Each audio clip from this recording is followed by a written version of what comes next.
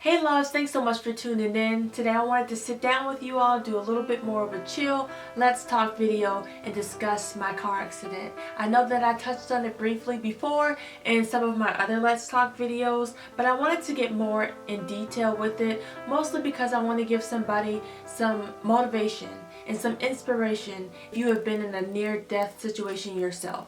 I know that I have, and it shook my world up. It changed it completely. So it might get a little detailed and graphic, and I do apologize ahead of time if it's too graphic for you. I'll try not to get too detailed, but this is my testimony and this is why I'm here, and I want to share that story with you guys because I believe it will help you guys understand who I am, as well as if you have been through something similar, you can relate and it can give you motivation and inspiration to keep living as well. So let's get right into it. It was September 10th, 2002. Me and my sister were leaving the Mall of America. At the time I worked at Macy's. I just graduated from high school in June of 2002, and I was really excited about my career and my future. I had just been accepted to the University of Minnesota, and I was really excited to start my life off there. And so I was in preparation to do that. So we were leaving from the Mall of America, and this is the day before 9/11, which would mark 1 year after the terrorist attacks in New York. So as we were leaving from the Mall of America, we just jokingly said to each other that we didn't want to go to work the next day.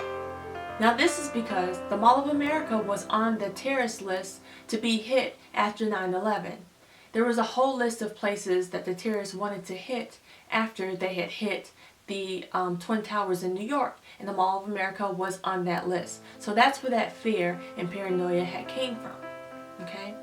So we looked at each other and we said we didn't want to go to work the next day, but it was in a jokingly manner. Instantaneously, the car was hit. A drunk driver ran a red light. He was in a van with his wife and infant child and crashed into my side of the vehicle, spinning the car all over the freeway. We ended up in a ditch on the complete opposite side of the frontage road which led into the freeway. It moved in slow motion. I had no idea what was going on. It felt like time was moving so slowly, but we were moving so fastly. I went unconscious. I had no idea what had taken place. I woke up in a frenzy. There was blood all over the place. I looked down to my stomach and I had blood all over my shirt. I had no idea what had taken place.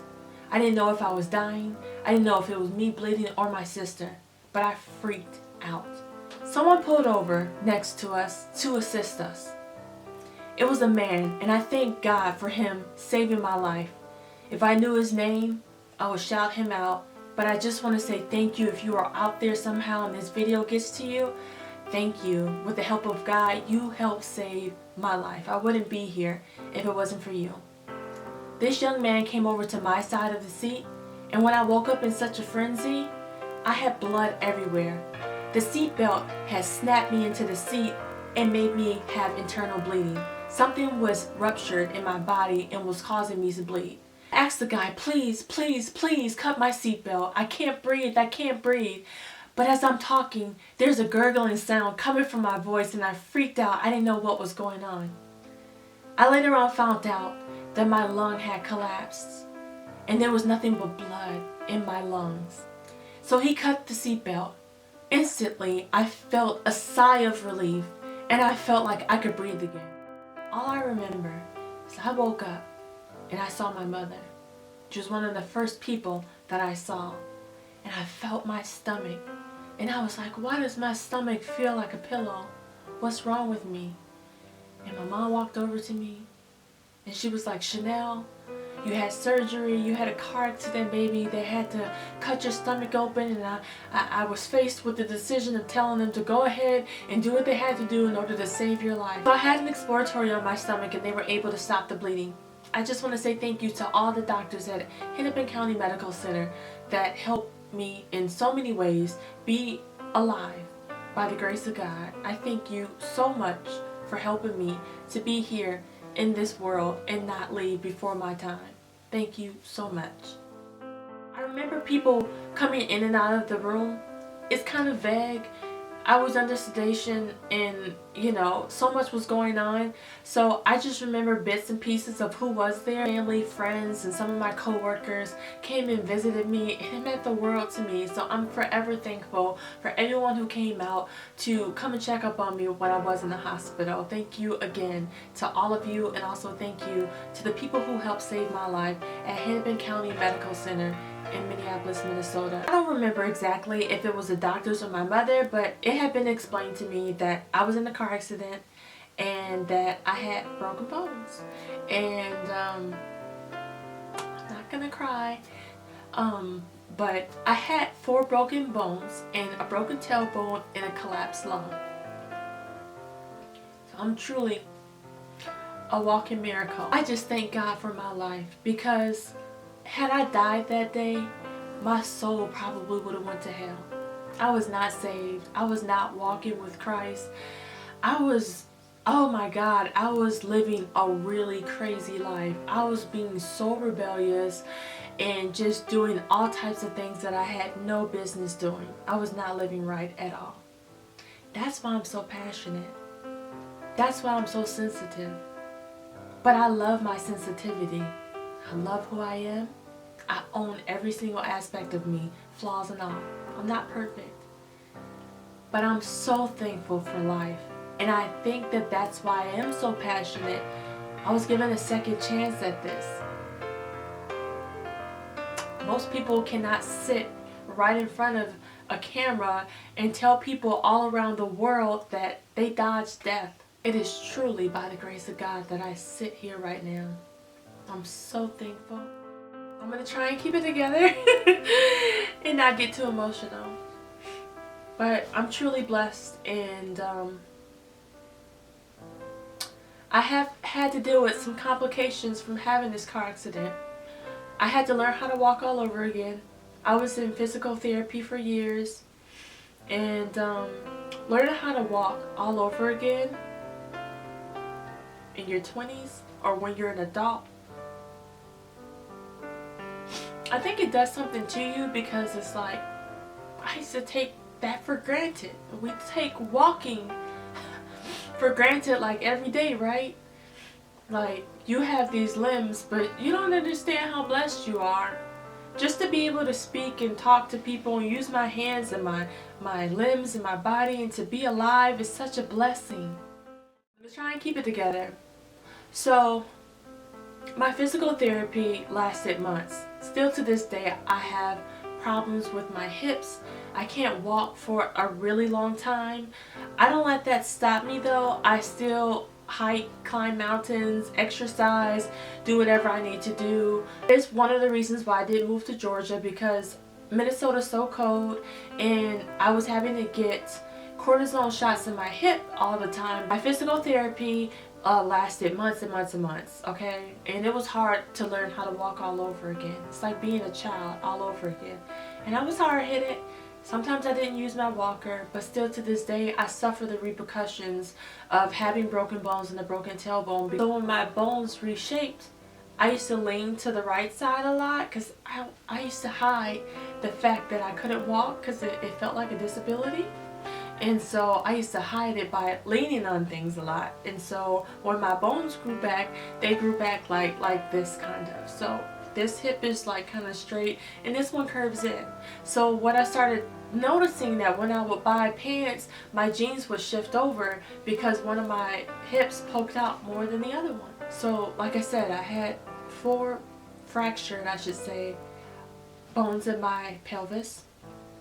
I had a broken tailbone, so it was really hard to sit down. I had a collapsed lung. Thank God that I can breathe just fine now. Thank you, Jesus. I also had breast tumors that I developed after my car accident. So the impact from the seatbelt, when it snapped, it sent pockets of fluid to my breasts. We didn't discover this till a few months after my car accident. Actually about a month after my car accident. So they did an MRI and several x-rays, and it discovered that I had these breast tumors because when I would sleep at night, it would hurt on both sides of my breasts.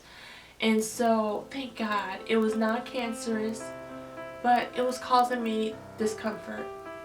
So I had to go back under the knife again about a month after my car accident surgery for my stomach, and I had to be cut twice on the right side of my breasts, and they removed the tumors. And I had a small one on the left side of my breast, but it was so small that they couldn't locate it, so they didn't even take it out. But I have incisions there. So my body looks like I've been through a lot, but those scars mean so much to me, and I'm so thankful for every scar that I do have. It represents the strength in me, because this woman sitting in front of you is so strong. I don't even know my own strength at times, but I am so strong. But I can be so soft at times as well. And I think that sometimes we don't understand why we go through things, but looking back, I wouldn't change it for anything. I know that sounds crazy, but I wouldn't change it for the life of me. Because of my car accident, I am a better woman. I know that's crazy. Because I almost died by a drunk driver, driving with his wife and infant child, and I can't even begin to tell you the craziness I had to go through with my attorney at the time with this young man. Also, when it comes to race, man, racism is real. This man hit me, almost killed me, refused to take a breathalyzer or to give blood to test his alcohol levels, almost didn't even go to jail. I believe he got out on the first day or the first week or so. I didn't even get to go to his court hearing for him to be sentenced. He ended up getting 90 days, and I don't even think he served that. It was so sketchy to me what this man had been convicted of. I wanted to come into the courts, and at first they told me that I could come. Later on down the line, when the day I almost came, like the week of, they told me I couldn't come. This man almost killed me. I've never received an apology from him. Never received his name. Nothing. Unapologetic. Hit me. He's drunk with his wife and infant child in the car. Almost killed me. And almost got away with almost murder. If that was a black man, it would not be the same. He would have been prosecuted and in jail for years. That's a whole nother subject for a whole nother day, but I want to give you guys the details on what happened to the individual that almost killed me. I think I tried to black it out so much so that I wouldn't even have to deal with it anymore. My life is so valuable, and I've had to tell myself that, but He does not make me. God makes me who I am. I'm stronger because of it, and I'm better because of it. And whatever the enemy tried to do, he tried to take me out because I'm a beautiful, strong child of God that will help others get to Christ, and the devil knows it. That's why he's tried to stop me and tried to kill me. You can't stop me. I'm here. You can't break me. I've had several people come into my life try to, but you can't. I just want to encourage anybody who has had a near-death experience like myself. Baby, if you made it through that, if somebody tried to kill you, if you made it through a domestic situation, a violent situation, someone trying to harm you, someone trying to kill you, come for you, it doesn't even have to be physical. It could be mental. It could be verbal. Abuse is abuse. You're still here. You're still standing. I've broke the mold on everything I've done in life. all things through Christ who strengthens me. It is because of him that I sit here before you today. So don't let anybody break you. You can do anything. You are powerful. You are strong. You are anointed. You have a purpose. Go out, figure out what that purpose is. Because guess what? Whatever was meant to kill you, it only made you stronger. Don't let nobody stop you. No. Everything happens for a reason. So I can't even look at it and be mad at it. Because what was meant to happen is meant to happen. And you can't change that. I can't change that. So at the time that I could be mad, I know that I wouldn't be who I am if I hadn't gone through those things. It's weird, it's crazy, but when you get to a maturity and a certain age that you're like, I can accept that that happened to me because it was meant to happen. And I've heard pastors quote, you can't have a Jesus without a Judas. Judas was meant to, turn over Jesus to be crucified. But God needed Judas just as much as he needed Jesus. I know that sounds crazy, but it's the truth. So it's weird, but you need these events to push you into your destiny.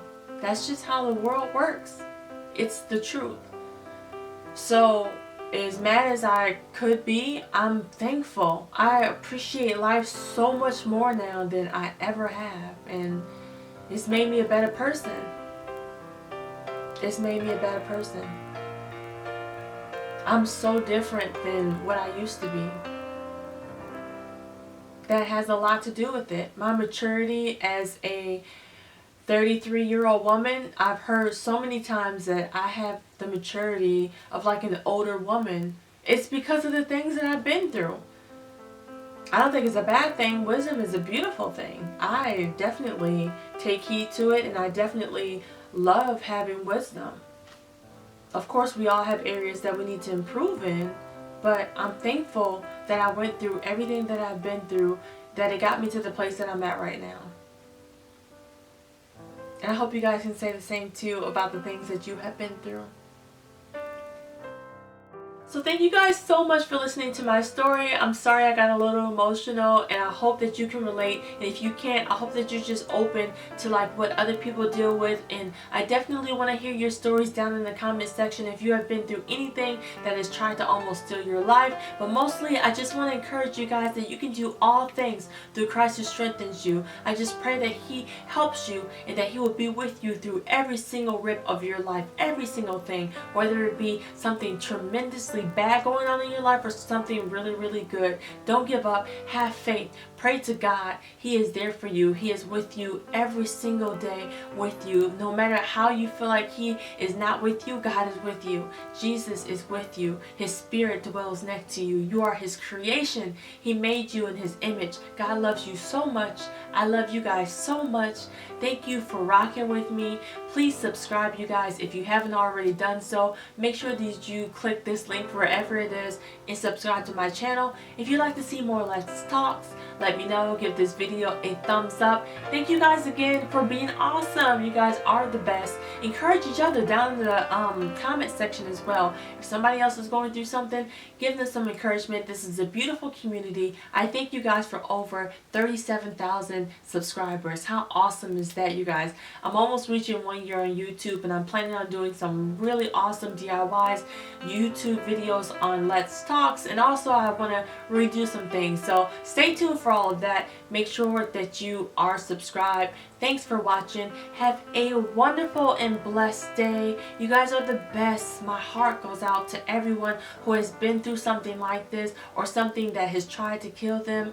Know that you are beautiful and God has a purpose for you. I pray for you. And I just pray that you would pray to him. Don't give up on God. He is right there with you. I love you all. Have a wonderful, beautiful, and blessed day. And until next time, I'll see you all really soon. God bless. Bye.